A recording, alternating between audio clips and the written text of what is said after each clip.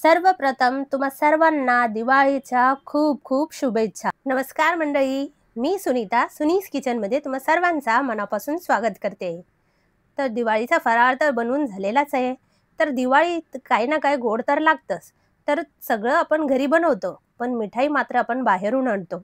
तर यावर्षी मिठाईसुद्धा अगदी कमी वेळात आणि कमी साहित्यात घरच्या घरीच आपण बनवून तयार करू शकतो. तर चला, आज आपण बनवणार आहोत गुलाबजामची रेसिपी. त्यासाठी 1 कप पाणी, 1 कप साखर इथे एका कढाईत ॲड करून घेतलेला आहे. त्याचबरोबर केसर आणि थोडासा एक अर्धा चमचा लिंबाचा रस याच्यात ॲड करून याला एक 3 ते 4 मिनिटं उकळून घ्यायचं आहे. जास्त आपल्याला हे उकळायचं नाहीये. फक्त असं तुम्ही बघू शकता हातात तेलासारखं पाणी आपल्याला लागते, इथे आपलं हे पाक लागते. एवढंच आपल्याला हे उकळून घ्यायचं आहे. 4 ते 5 मिनिटं झालेली आहे. आता आपण हे बाजूला ठेवून घेऊया आणि दुसऱ्या कढईमध्ये 1 चमचाभर इतकं तूप आणि 1.5 कप इतकं आपल्याला दूध ॲड करून घ्यायचं आहे आणि त्याचबरोबर 1 चमचाभर आपण इथे साखर ॲड करून घेऊया. तर आज आपण बनवणार आहोत रव्याचे गुलाबजामुन. खूप सोप्या पद्धतीने आणि घरच्या घरी अगदी पटकन बनवून तयार होतात. तर इथे मी 1 कपभर इतकं घेतलेला आहे रवा. रवा बारीक किंवा जाड कोणताही तुम्ही घेऊ शकता. आता आपण याला हे व्यवस्थित मिक्स करत, सतत व्यवस्थित मिक्स करत याच्यात गुठल्या नाही पडल्या पाहिजे, असं आपल्याला हे मिक्स करून घ्यायचं आहे. तर 3 ते 4 मिनिट लागतात हे व्यवस्थित सेट व्हायला. तुम्ही इथे बघू शकता हळू-हळू करत याचा गोळा बनवून तयार झालेला आहे. 4 ते 5 मिनिटं झालेले आहे. आता आपल्याला हे गोळा एका डिशमध्ये काढून घ्यायचा आहे आणि हाताने याला व्यवस्थित मऊ करून घ्यायचं आहे.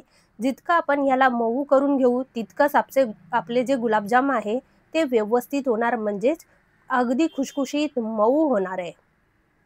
तर इथे त्याचबरोबर एक 2 चमचे इतके मी घेतलेले आहे मिल्क पावडर. याने गुलाबजामची चव अजून छान येते.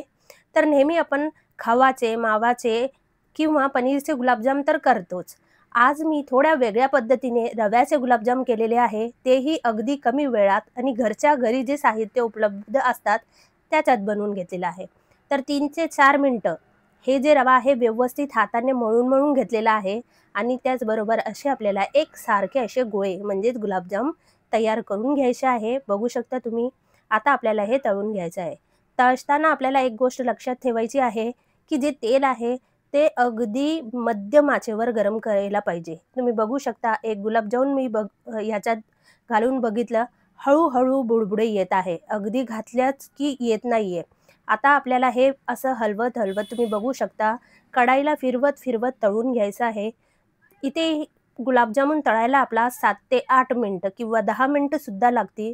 अगदी मंद आचेवर आपल्याला हे तळून घ्यायचं आहे. कढाईला पकडून फिरवून आपल्याला हे तळून घ्यायचं आहे.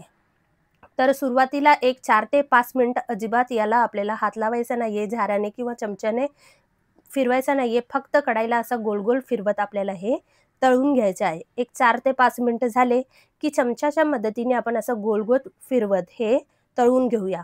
इथे थोडेसे चीर पडलेले आहे तुम्ही बघू शकता, पण घाबरायची काहीही गरज नाहीये. चीर पडले याचा अर्थ आहे की जे गुलाबजामुन आहे ते आतपर्यंत व्यवस्थित इथे तळून आपले तयार होतील. नाहीतर वरच्या भागाला हे तळून जातील आणि आतमध्ये कच्चे राहतील. थोडेसे चीर पडत आहे, पण आतपर्यंत हे व्यवस्थित तळून होतात, हे कच्चे अजिबात राहणार नाहीये. तर इथे बघू शकता आपण चमच्याच्या मदतीने हळू करत व्यवस्थित पूर्ण गुलाबजामुन आपण इथे तळून घेतलेले आहे. कलर तुम्ही बघू शकता मस्त आलेला आहे आणि आतपर्यंत हे व्यवस्थित तळून झालेले आहे. अजिबात कुठेही कच्चा भाग असं राहिलेला नाहीये. तर हळू करत हे व्यवस्थित तळून झालेले आहे. तुम्ही बघू शकता कलर अगदी छान आलेला आहे. घरच्या घरी कमी वेळात आणि कमी साहित्यात हे गुलाबजामुन बनवून तयार होतात. अगदी लक्ष्मीपूजनाच्या दिवशी सुद्धा तुम्ही पटकन बनवून तयार करणारे हे गुलाबजामुन आहे. तुमच्याकडे दिवाळीला काय गोड पदार्थ बनवतो म्हणजे काय मिठाई बनवतात हे मला कमेंट करून नक्की कळवा. तर इथे तुम्ही बघू शकता छान असे आपले गुलाबजामुन बनवून तयार झालेले आहे. आता जे आपण पाक बनवून ठेवलेला आहे त्याला हलकंसं गरम पाहिजे आणि गुलाबजामुन अगदी गरम तळलेले याच्यात आपल्याला टाकायचे आहे आणि त्या अगोदर थोडंसं आपल्याला हे पाक गरम करून घ्यायचं आहे आणि याच्यात हे टाकून झाकून ठेवायचं आहे. तर एक बॅच इथे तळून झालेली आहे, तुम्ही बघू शकता. आता दुसरी बॅच सुद्धा मी तळून घेतलेला आहे. 7 ते 8 मिनिटं झालेले आहे, तुम्ही बघू शकता.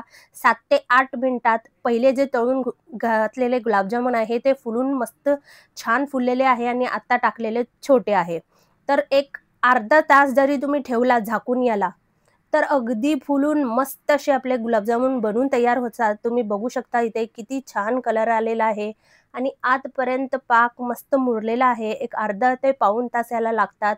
एक 40 ते 45 मिनिटात तुम्ही गुलाबजामुन बनवून ठेवला आणि पूजाची पूर्ण तयारी केली, तोपर्यंत आपले हे मऊ लुसलुशीत गुलाबजामुन घरच्या घरी अगदी कमी वेळात आणि कमी साहित्यात बनवून तयार होतात. तर आज हे गुलाबजामची रेसिपी मी तुमच्याबरोबर शेअर केलेली आहे दिवाळीनिमित्त. तर कशी वाटली रेसिपी कमेंट करून नक्की कळवा. तर एक गुलाबजामुन मी तुम्हाला इथे तोडून सुद्धा दाखवते.